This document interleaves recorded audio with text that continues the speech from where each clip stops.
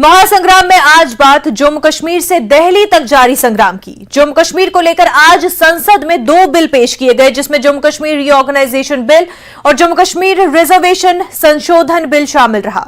इस बिल पर जम्मू कश्मीर की मुखालफत मुख्तलिफ राजनीतिक पार्टियों की तरफ से की गई। विभिन्न राय सामने आई। बिल पर मुखालफत की आवाज उठी। एनसी और पीडीएपी ने इस बिल पर अपनी आशंकाएं जाहिर की तो बीजेपी ने पेश किए गए बिल का स्वागत किया। बिल पेश किए जाने से पहले पहाड़ी कम्युनिटी को भी कई आशंकाएं थी, जिसे दूर करने के लिए पहाड़ी बरादरी और गुजर बकरवाल का एक डेलीगेशन कल होम मिनिस्टर अमित शाह से मुलाकात करने पहुंचा। देर रात चली इस मुलाकात में उनकी तमाम आशंकाओं को गृह मंत्री के जरिए दूर किया गया और ये बात साफ की गई कि गुजर बकरवाल और पहाड़ी समुदाय के अलग अलग कोटा होंगे, यानी किसी भी समुदाय के रिजर्वेशन के कोटे से छेड़छाड़ नहीं की जाएगी। बहरहाल इस बिल पर विरोध के सर और सपोर्ट के एंगल ने एक और बहस को जन्म दे दिया है। सियासी जानकार मानते हैं कि केंद्र सरकार का यह कदम बीजेपी को आने वाले लोकसभा चुनाव में फायदा पहुंचाएगा। भारतीय जनता पार्टी का साफ ज़हन है, साफ क्लियर है कि हम किसी भी जम्मू कश्मीर की बड़ी कम्युनिटी को, गुजराला की बड़ी कम्युनिटी है और पहाड़ी हो या डोगरा हो या कश्मीरी हो जहाँ और माइक्रो सेक्शंस हो, हम किसी को अपीज नहीं करते, किसी को टीज नहीं। हमारे लिए बहुत इंपॉर्टेंट है हर कम्युनिटी। और देश का वजीर आजम और देश के वजीर दाखिला दोनों जम्मू कश्मीर के लोगों की चिंता करते हैं। इनको कल्चरली बैकवर्ड रखेंगे और वो इनका एक पॉलिसी है जो कि बीजेपी ने खत्म करा है। बीजेपी के लिए ओबीसी हो, एससी हो, एसटी हो, जहाँ पहाड़ी हो या डोगरा हो या कश्मीरी हो, सब बराबर है। अब सबकी तरक्की करेंगे, सबकी डेवलपमेंट करेंगे और सब कैसे गरीब का बच्चा भी स्कूल जाए, ये तशद्दुद करवा के उन पे सियासत करते थे। अब वो वक्त चला गया है। जमहूरी तर्ज-ए-अमल ये है कि उन एरियाज में उन सीटों को रिजर्व किया जाना चाहिए। अगर देखिए आपका सुचेतगढ़ का एरिया है, आपका आरएसपुरा का एरिया है, आपका पूरा मतलब बॉर्डर एरिया जो है वो पीओके का है। उसके अलावा कश्मीरी पंडित जो जिन जगहों में उनकी तादाद ज़्यादा, जैसे परसेंटेज के मुताबिक गुजरों की सीटें रिजर्व कर दी हैं, एससी की सीट्स रिजर्व कर दी है, उस पैटर्न पे करना चाहे कि वो इलेक्शन करे और वो सीटें रिजर्व करें ताकि एक जमहूरी अमल से वो आ जाएं, तो हमें उसमें कोई प्रॉब्लम नहीं है।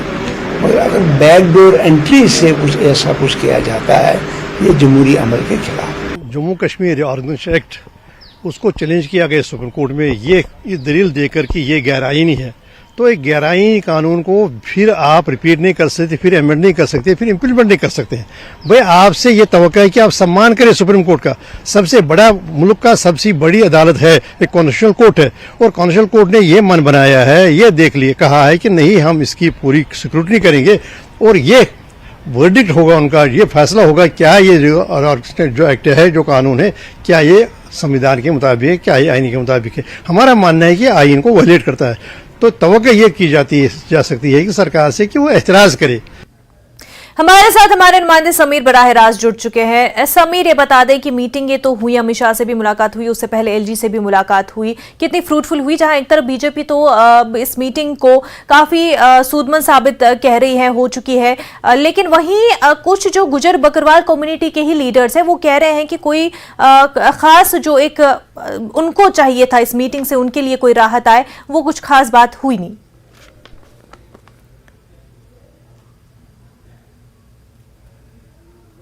बात करें तो जो कल मैराथन मीटिंग्स हुई है अमित शाह की और पहाड़ी और गुजर कम्युनिटीज के बीच में, एलजी मनोज सिन्हा ने भी पहाड़ी कम्युनिटीज के लोगों से बात की, चाय पे उनको बुलाया था कल शाम को दिल्ली में ही। तो जाहिर तौर पर जो ज्यादा चीजें वहां से निकली है वो ये है कि कंसेंसस एक डेवलप हुआ है। ऐसा नहीं है कि कंसेंसस डेवलप नहीं हुआ है। जो गुजर समुदाय के कुछ लोग थे जिनको खदशा था, क्योंकि अमित शाह ने क्लियर कर दिया और आज जो इंट्रोडक्शन बिल की हुई लोकसभा में उसमें भी वाज़ेह है कि जो गुजर्स को एसटी के तहत जो कोटा मिलता है उसके साथ कोई छेड़खानी नहीं होगी। ये सेपरेट कोटा होगा और सेपरेट तरीके से पहाड़ीज को मिलेगा। पहाड़ी को जब ये कोटा मिलेगा, इसमें जो गुजर कम्युनिटी को एसटी के तहत जो कोटा मिलता है उसके साथ कोई भी छेड़खानी नहीं हो। और ये बड़ी बात है, क्योंकि जो गुजर का खर्चा था कि अगर एसटी स्टेटस इनको मिलता है पहाड़ी को, तो हो सकता है कि उनके कोटे से ही उसको निकाला जाएगा और शेयर किया जाएगा उनके साथ। लेकिन इसमें कोई शेयरिंग नहीं है, इसमें सिर्फ यह है कि जो पहाड़ी का अपना हक वो अलग से उनको मिलेगा, अलग प्रोविजन रहेगा बिल में, जिसमें उनको रिजर्वेशन अलग से मिलेगी, मुराद जो है एसटी के तहत वो अलग से मिलेगी। तो उसमें उनको कोई भी घबराहट नहीं है। इसलिए गुजर समुदाय जो है, मेजॉरिटी जो है वो सेटिस्फाई दिख रही है। हालांकि कुछ लोग कहेंगे उनकी अपनी मजबूरियां होंगी, सियासी मजबूरियां होंगी, लेकिन उससे कुछ फर्क नहीं पड़ने वाला। अब देखिए बीजेपी को पहाड़ी कम्युनिटी या गुजर कम्युनिटी से कितना ये ज्यादा इसको क्यों मानती है कि एसटी स्टेटस पहाड़ी इसको देना चाहिए। पहाड़ी कम्युनिटी, अगर हम लोकसभा के इलेक्शन हैं उसमें पहाड़ी कम्युनिटी की कितनी जरूरत है, पॉलिटिकली सिग्निफिकेंस कितनी है, इसकी कितनी वैल्यू है, इस बात को समझने के लिए हमें आंकड़े देखने चाहिए। देखिए अगर हम 2011 के आंकड़े ही देखें, 2011 सेंसस जो हुआ था, यहाँ पे जो रायशुमारी जो एक यहाँ पे एक पॉपुलेशन का पूरा देखा गया था, उसके हिसाब से पहाड़ी कम्युनिटी 74% जो पहाड़ी कम्युनिटी है वो पॉपुलेशन जो वोट परसेंटेज के हिसाब से 74% वोट जो है पुंछ को रिप्रेजेंट करते हैं। 63%, 62% राजौरी को करते हैं।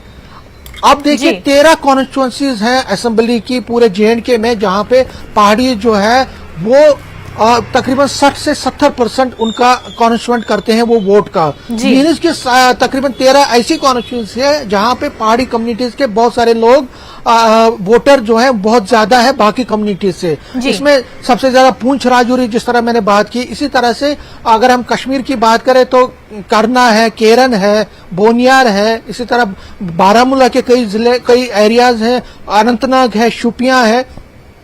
कुल मिला के तकरीबन 13 कॉन्स्टिट्यूएंसीज असेंबली की हैं जहां पे पहाड़ी कम्युनिटी के बहुत ज्यादा मेजॉरिटी ऑफ वोटर हैं। तो उसको देखिए कितना इंपॉर्टेंट है, कितनी सिग्निफिकेंस है इनकी प्रेजेंस, खासकर पुंछ राजौरी में। जिस तरह मैंने कहा कि 63 और 62% के हिसाब से इनकी वोट परसेंटेज है वहां पे इन दो जिला में। तो कल अगर वोट होता है, देखिए पार्लियामेंट पोल्स जब होंगे तो ये जो पहाड़ी कम्युनिटी के लोग हैं ये इन्फ्लुएंस करेंगे राजौरी अनंतनाग कॉन्स्टिट्यूएंसी पर भी ये इन्फ्लुएंस करेंगे जाहिर तौर पर। और बारामूला की जो कॉन्स्टिट्यूएंसी है, कुपवारा की जो कॉन्स्टिट्यूएंसी, जो बारामूला की कॉन्स्टिट्यूएंसी है जिसमें कुपवारा भी फाल करता है, उसमें भी इनका दबदबा रहेगा, इनका वोट परसेंटेज वहां पे भी है। तो कुल मिला के जहां जहां पे इनकी वोट परसेंटेज है, पहाड़ी कम्युनिटी के लोग जाहिर तौर पर इस वक्त जो रुझान बन रहे हैं कि अगर एसटी स्टेटस मिलने वाला है इनको कुछ दिन में, क्योंकि ये बिल जो है 1-2 दिन में पास हो जाएगी, तो ये इनके लिए एक बहुत बड़ी बात होगी और इससे बीजेपी जरूर फायदा उठाने की कोशिश करेगी।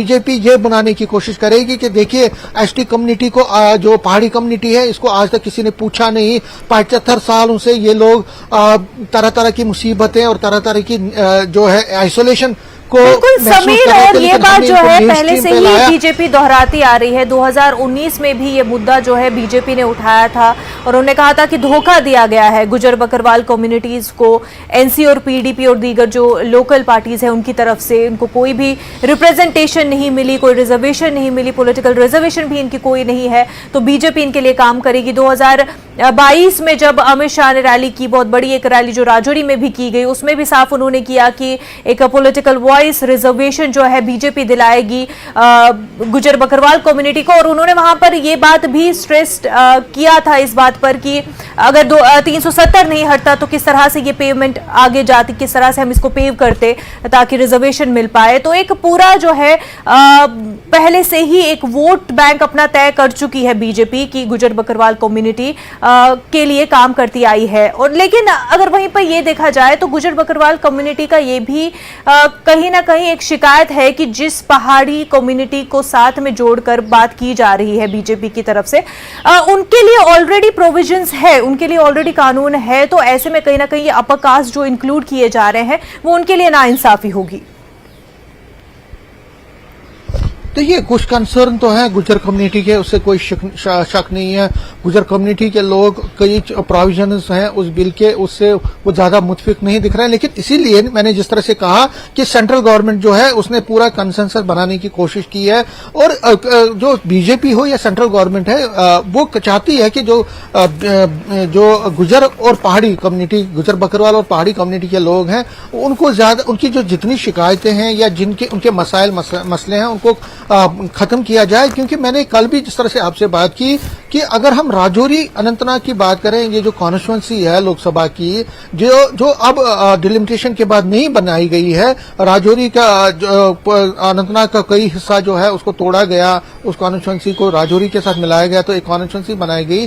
तो वहां पे जिस तरह मैंने कहा पहाड़ी एक डिसाइसिव फैक्टर बनेंगे, पहाड़ीज हो, गुजर्स हैं, इनका वोट बहुत इंपॉर्टेंट बनेगा। और सारी पॉलिटिकल पार्टी जिसमें जो बीजेपी है वो तो अब नई इनके साथ जुड़ गई है, लेकिन पहले जो ट्रेडिशनली थी वो नेशनल कॉन्फ्रेंस को गुजर ज्यादा वोट करते थे, पहाड़ी ज्यादा वोट करते थे। तो अब फाइट बहुत दिलचस्प होने वाली है जो लोकसभा के इलेक्शन जब होंगे, तो उसमें कोशिश रहेगी बीजेपी की कि जो इसने बिल लाया या इनको एसटी का दर्जा दिया या गुजर्स के लिए फॉरेस्ट लैंड का जो राइट टू फॉरेस्ट लैंड रखा गया वो पास करवाया गया इसी दौरान में, तो उसका फायदा वो उठाना बिल्कुल चाहेगी। समीर, ये एक मुद्दा बहुत ही अहम मुद्दा जब- रहेगा बीजेपी के लिए, उसके कैंपेन के लिए आने वाले इलेक्शन में, चाहे लोकसभा फिर आगे अगर असेंबली इलेक्शंस होने तो उसमें भी एक अहम मुद्दा बीजेपी इसको रखेगी। और जहां ओपोजिशन ये कह रही है कि कोर्ट की जो है रिस्पेक्ट नहीं कर रही है बीजेपी, यहाँ पर आइन का कोई लिहाज नहीं रखा जा रहा है, तो वहीं दूसरी तरफ जहां एहतजाज भी किया जा रहा था गुजर कम्युनिटी की तरफ से और वहां के लीडर कह रहे थे कि अनडेमोक्रेटिक वे में लॉज जो है लाए जा रहे हैं बीजेपी की तरफ से, वहीं ये भी कहा गया कि एक लेटर जो भेजा गया है प्रेसिडेंट को और उनसे मुदाखलत की अपील भी की जा रही है। नहीं, बिल्कुल ये तो बात सही है कि कई लोग जो है वो इससे नाराज हैं, उनको लगता है कि ये, और अब ये देखिए ये जो नाराजगी है उसमें बीजेपी किस तरह से रास्ता निकालती है जो लोग नाराज हैं। हालांकि कंसेंसस बनाने की कोशिश की गई है, लेकिन जो लोग नाराज हैं उनको किस तरह से समझाया जाएगा, क्योंकि अगर बीजेपी को कल अपना पॉलिटिकल फॉर्चून, अपना पॉलिटिकल जो है अपना एक, हम ये कह सकते हैं कि एक सियासी तौर पर अपने वोट को बढ़ाना है और लोकसभा सीट ज्यादा से ज्यादा जीतनी है, तो उनको हर एक कम्युनिटी को खुश करना पड़ेगा, हर एक को सेटिस्फाई करना पड़ेगा, जिसमें गुजर कम्युनिटी भी है, बकरवाल भी है। देखिए अगर गुजर कम्युनिटी ज्यादा सामने नहीं आती है, गुजर कम्युनिटी नाराज रहती है, तो उसका इतना फायदा नहीं होगा। पहाड़ी कम्युनिटी के साथ साथ गुजर बकरवाल को भी साथ लेना पड़ेगा और बाकी कम्युनिटीज को भी साथ लेना पड़ेगा, तभी जाके बीजेपी अपनी जो कंसोलिडेशन है वो कर सकती है। बीजेपी जो लोकसभा के जब इलेक्शन होते हैं तो वहां उसमें अच्छा एक रिजल्ट दे सकती है। तो इसीलिए जितने भी गिले और शिकवे हैं गुजर बकरवाल के, ये हमें मानना पड़ेगा कि इसके लिए सरकार की तरफ से और बीजेपी लीडरशिप की तरफ से भी पहल की जा रही है। लगातार मीटिंग का दौर चल रहा है जम्मू में, कश्मीर में और दिल्ली में, खासकर दिल्ली में जो रिप्रेजेंटेटिव्स गए उनके साथ बातचीत चल रही है। बिल्कुल बातचीत चल रही है, मीटिंगें भी की जा रही है। अमित शाह खुद जो है इन मामलों को एड्रेस भी कर रहे हैं, लेकिन कहीं ना कहीं जो देखा जा रहा है, जो माना जा रहा है कि 2018 से ही बल्कि कि जम्मू कश्मीर का पॉलिटिकल लैंडस्केप जो है बीजेपी के द्वारा एक पूरी तरीके से बदल चुका है और डीलिमिटेशन प्रोसेस हो या फिर जिस तरह से इश्यूज रेज किए गए उस हिसाब से भी काफी पॉलिटिकल डिस्कोर्स जो है वो बदल चुका है। अब इसका कितना फायदा बीजेपी को होगा वो आने वाले चुनाव में पता चलेगा। समीर, बेहद शुक्रिया तमाम जानकारी के लिए। आगे बढ़ते हैं। लोकसभा की चुनावी सरगर्मियों में पार्टियां मसरूफ है। मजबूत नेताओं की तलाश राजनीतिक दलों की प्राथमिकता होगी। जमीनी समीकरण, वोटर्स की तादाद और नेताओं की मकबूलियत को कोई भी दल नजरअंदाज नहीं कर सकता। कई नेता खुद ही टिकट की दावेदारी करते नहीं थकते, तो कोई लीडर टिकट पाने की आस में अपनी कोशिशों को तेज करते नहीं थकते। यह हाल किसी एक पार्टी का नहीं, इस पर सभी पार्टियां गुजर रही हैं। हाल ही में नेशनल कॉन्फ्रेंस के नेता फारूक अब्दुल्ला ने इसी तनाजुर में एक बयान दिया। फारूक अब्दुल्ला ने लोकसभा चुनाव में खुद को एक मजबूत दावेदार के तौर पर पेश किया है। उन्होंने कहा कि मैं भले ही बूढ़ा दिखता हूं, लेकिन मेरा दिल जवान है, मैं इलेक्शन जरूर लड़ूंगा। अभी भी जवान हूं, किसने कहा मैं बूढ़ा हूं? देखने में जरूर बूढ़ा लगता हूं, मगर मेरा दिल जवान है। देखने में भी नहीं। इंशाल्लाह मैं लड़ूंगा जब तक अल्लाह ताला मुझे हो। तो फारूक अब्दुल्ला का कहना है कि वो अभी भी जवान है, दिल से अभी भी जवान है, वो तो इलेक्शन जरूर लड़ेंगे। आपको बता दें कि 84 के आसपास फारूक अब्दुल्ला की अभी एज है और वो इलेक्शन के लिए उतने ही पुरजोश है जितना कि 1980 में होते जब उन्होंने पहली बार श्रीनगर सीट से लोकसभा का चुनाव जीता था। हमारे नुमाइंदे मनोज इस वक्त हमारे साथ जुड़ चुके हैं। मनोज, फारूक अब्दुल्ला तो अपने आप को अभी भी जवान बता रहे हैं कि दिल से तो वो उतने ही जवान है और इलेक्शन लड़ेंगे। 1980 में पहली बार श्रीनगर से लोकसभा सीट को उन्होंने जीत दर्ज की थी, पर इस बार के उनके फैसले पर क्या समझा जाए कि क्या ये सही फैसला है, क्या एक वाइज डिसीजन है ये? हाँ देखिए, जो भी डिसीजन होता है, कौन सा कैंडिडेट चुनाव लड़ेगा, वो पार्टी का डिसीजन होता है। फारूक अब्दुल्ला खुद जम्मू कश्मीर नेशनल कॉन्फ्रेंस के प्रेसिडेंट हैं, तो जाहिर है कि उनके पास इतना कॉन्फिडेंस जरूर है कि अगर वो पार्टी के बाकी लीडरों के साथ मशवरा करेंगे कि वो खुद चुनाव लड़ेंगे तो उन्हें चुनाव लड़ने की इजाजत दी जा सकती है। उसकी सबसे बड़ी वजह यह है मनजा की, जो अगर हम देखेंगे कि नेशनल कॉन्फ्रेंस में अगर सबसे बड़ा कोई चेहरा है तो वो डॉक्टर फारूक अब्दुल्ला का है। वो एक बड़े क्राउड पुलर हैं। हमने देखा कि जो पिछला इलेक्शन जो हुआ था उसमें उन्होंने पीडीपी के आगा सईद मोहसिन को हराया था लगभग 70,000 से ज्यादा वोटों के मार्जिन से। तो अभी भी अगर नेशनल कॉन्फ्रेंस में बड़ा कोई चेहरा तो वो फारूक अब्दुल्ला है, और फारूक अब्दुल्ला खुद ही प्रेसिडेंट हैं। और ये माना जा सकता है कि जिस तरह की उनकी एनर्जी लेवल है, जैसा कि वो खुद कहते हैं, वो कहते हैं कि वो भले ही ऐसे लग रहे हों कि बूढ़े हों लेकिन दिल से वो जवान है, यानी उन्होंने पूरा अपना मन बना लिया है कि वो चुनाव लड़ेंगे। अब ये देखना होगा कि जो पार्टी है, पार्टी क्या उनको मशवरा देगी, क्योंकि जिस तरह से उनकी एज है तो क्या पार्टी ये समझेगी कि उनके बदले किसी और को मौका दिया जाना चाहिए चुनाव लड़ने का। क्या उमर अब्दुल्ला अगले दावेदार हो सकते हैं या किसी और लीडर को वो मैदान में उतारेंगे? लेकिन जिस तरह फारूक अब्दुल्ला का ये कहना है कि वो चुनाव लड़ेंगे, तो जाहिर है कि ऐसा माना जाना चाहिए कि फारूक अब्दुल्ला ही नेशनल कॉन्फ्रेंस के चुनाव उम्मीदवार हो सकते हैं श्रीनगर लोकसभा निश्चित से। और क्योंकि उनका जो माजी में भी जो रिकॉर्ड रहा है, जैसे कि आपने कहा कि 1980 से वो चुनाव लड़ते आए हैं और कई बार वो चुनाव जीत भी चुके हैं, और पिछला चुनाव भी उन्होंने 70,000 से ज्यादा वोटों के मार्जिन से जीता था। तो ऐसा लग रहा है कि पार्टी शायद उन्हीं को एक बार फिर चुनाव मैदान में उतारेगी, क्योंकि उनका जो करिश्मा है, उनकी जो टेक्निक है जो क्राउड पुलिंग की, वो शायद पार्टी के दूसरे लीडरों में नहीं है। क्योंकि एक बड़ा चुनाव है और श्रीनगर पार्लियामेंट्री कॉन्स्टिट्यूंसी एक बहुत ही इम्पोर्टेंट लोकसभा कॉन्स्टिट्यूंसी है, तो इसलिए ऐसा माना जा रहा है कि फारूक अब्दुल्ला ही इस सीट से नेशनल कॉन्फ्रेंस के दावेदार हो सकते हैं, उसके उम्मीदवार। बिल्कुल समीर, और पहले से ही एनसी का ये दावा रहा है कि श्रीनगर कॉन्स्टिट्यूंसी से फारूक अब्दुल्ला के लिए कोई भी ओपोनेंट, इतना कोई थ्रेट है नहीं। हालांकि 2014 में उन्होंने तारिक हमीद कर्रा से हार का सामना हुआ था 2014 में, लेकिन फिर बायपोल्स भी हुए थे 2017 में, और वहीं पर 2019 में हमने देखा कि उन्होंने काफी अच्छी जीत दर्ज की थी। जबकि मोहसिन आगा का ये कहना था कि वो जीतते ही इस वजह से है क्योंकि बायकॉट होते रहते हैं और बहुत ही मिनिमम वोटिंग होती है, इस वजह से फारूक अब्दुल्ला जो है जीत दर्ज कर पाते हैं। लेकिन इस बार का सिनेरियो हम क्या समझे? 2014, 2017, 2019, इस बार का सिनेरियो उनके लिए कितना अलग हो सकता है?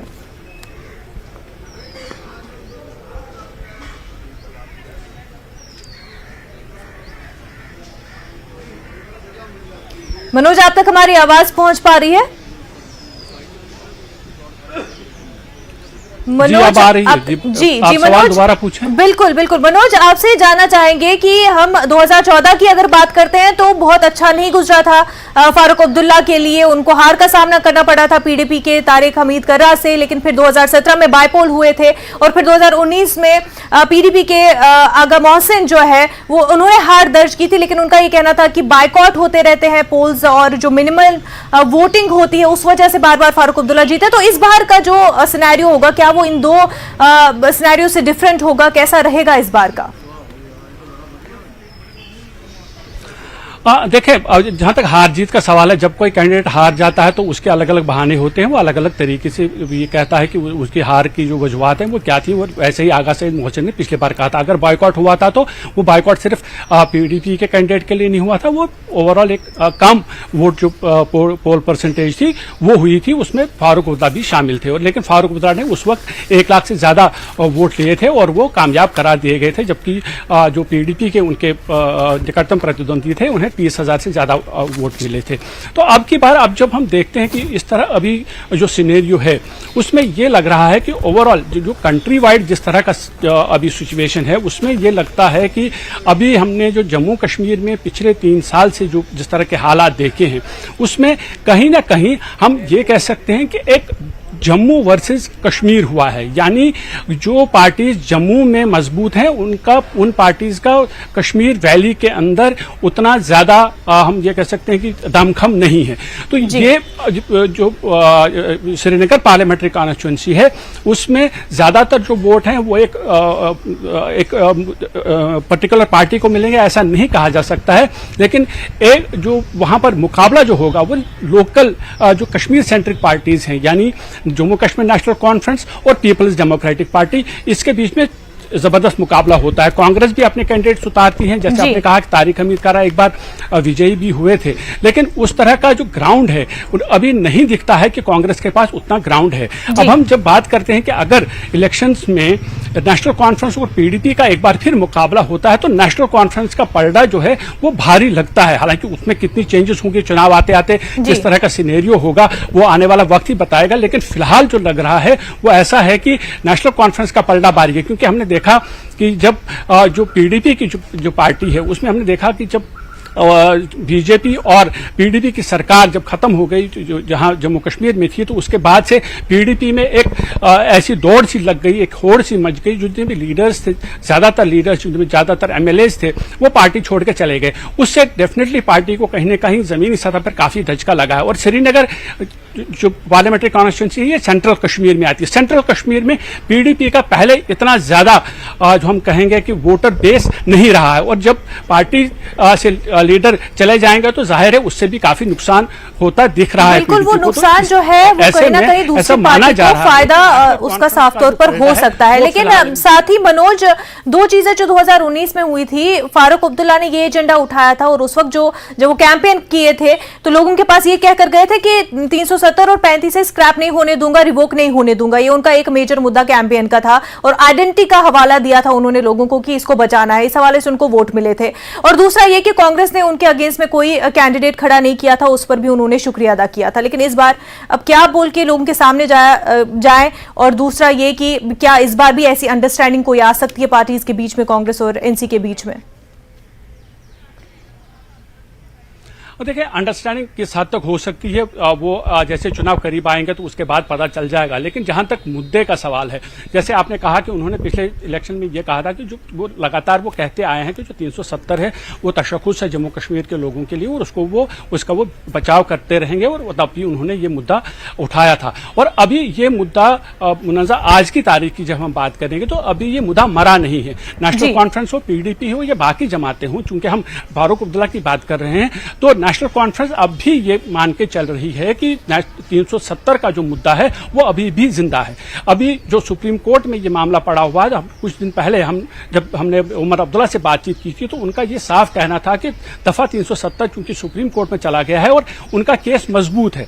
उनका ये मानना था कि जिस तरह से इस पे लिटिगेशंस डाली गई हैं, चाहे वो नेशनल कॉन्फ्रेंस की हो या बाकी जितनी भी लिटिगेशंस है, इसमें केस जो है वो मजबूत है। यानी वो अब भी जीत का दावा करते हैं। वो ये मानते हैं कि सुप्रीम कोर्ट से एक ऐसा फैसला आएगा जो इन पार्टीज के हक में होगा। यानी वो ये कहेंगे कि दफा 370 जिस तरह से एब्रोगेट किया गया था वो तरीका सही नहीं था और शायद उसे 370 वापस लौटे। हालांकि अभी सुप्रीम कोर्ट में मामला जेर समाअत है, वहां सुप्रीम कोर्ट से क्या फैसला आएगा वो अलग बात है। लेकिन फिलहाल जहां तक मुद्दों की बात है तो मुद्दों को लेकर हम ये कह सकते हैं कि जो 370 का मुद्दा है, अगर सुप्रीम कोर्ट का फैसला उससे पहले नहीं आता है तो डेफिनेटली नेशनल कॉन्फ्रेंस के लिए एक बहुत बड़ा मुद्दा इस इलेक्शन में भी होगा, इस चुनाव में भी होगा। और ये कहेंगे कि उन्होंने कोशिश की थी, हालांकि सियासी तौर पर उसका दिफा नहीं कर पाए, लेकिन कानूनी तौर पर वो लगातार इसका दिफा करने की कोशिश कर रहे हैं, उन कोशिशों में जुटे हुए हैं।